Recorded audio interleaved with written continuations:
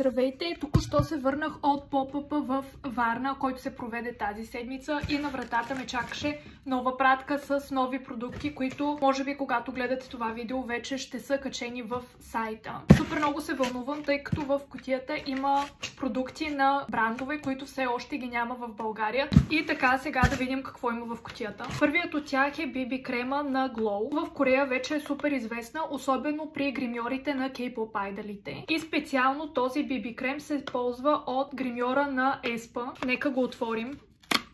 Glow is here се появява. Между другото има само 5 бройки, така че побързайте, ако искате да си го вземете от сайта. Ето така изглежда. Опаковката е много готина. Идва само в един цвят, който се нарича One. Реално той е направен да подхожда на хора, които използват фондютен с цвят 20 до 22. Така че ако, например, сте 21, това е перфектният нюанс за вас. Също така се размазва много добре на кожата и не знам дали се вижда в момента, но придава и този glow skin ефект. Имаше голям интерес към корейските лип тинтове, така че решихме да заредим и нови лип тинтове на нов бранд. Това са техните лип тинтове. Те идват в, мисля, че 6 цвята. И двата нови продукта, както BB крема, така и тинтовете, имат страхотни опаковки. Може да видите как изглеждат тинтовете на Брей. Това ми харесва при корейските продукти, че винаги, освен за формулата, отделят и голямо внимание за това как изглежда самия продукт.